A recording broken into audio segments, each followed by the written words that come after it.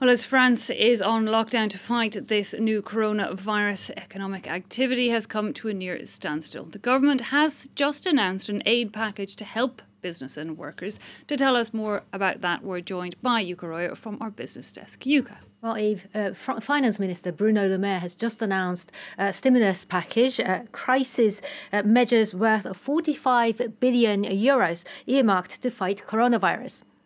Part of the money will go to set up a so-called solidarity fund to help self-employed people, but also to cover the eventual costs to the government coffers due to deferred tax payments and compensation for reduced working hours.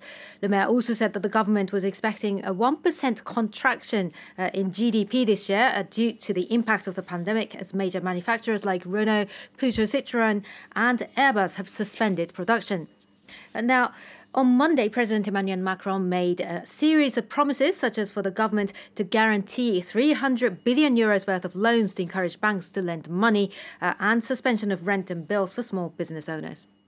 The rapid spread of the virus, though, of course, increasing fears of a more widespread, a global recession. It has sent some stock markets into turmoil recently. What's the picture looking like today? Well, it was absolute carnage on Wall Street yesterday, but following that, we're seeing a bit of a rebound today as investors focus turns to the Federal Reserve, the US Federal Reserve's regular policy meeting starting today. Now, European shares, as you can see, rallying from the start, with London's FTSE up 2%, Paris and Frankfurt both rising about 4%.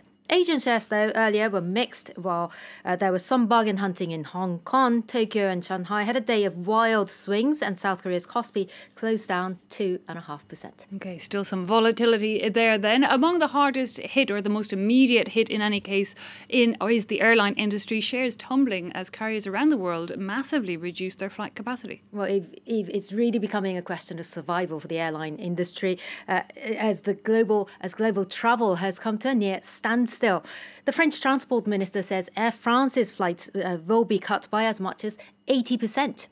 Now, several US carriers on Monday asked for government help for the federal government for more than $50 billion in aid.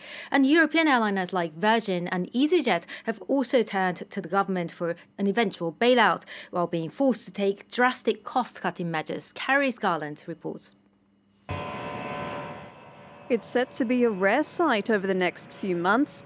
Fewer planes will be taking off around the world, with Lufthansa being one of the many airlines taking cost-saving measures amid the coronavirus pandemic, as travel bans and border closures threaten the industry's viability.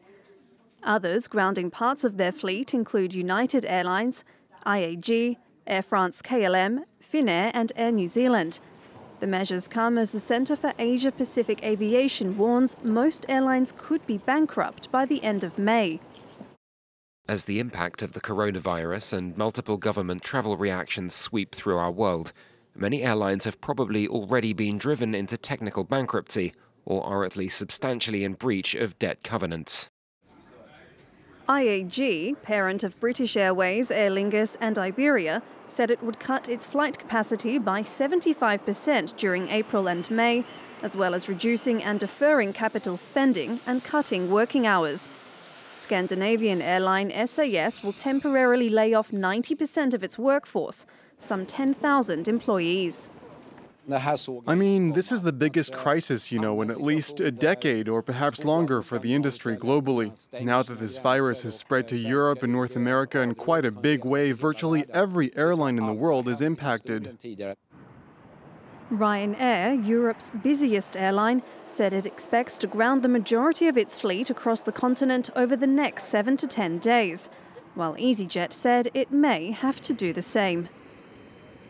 And with travel disruptions, of course, tourism industry, retail industry as a whole, they're all massively impacted by the coronavirus. Indeed, one consultancy firm just sending in their predictions now, expecting international travel to fall by as much as 10.5% this year. Yuka Royer, thanks a lot for that look at the business news.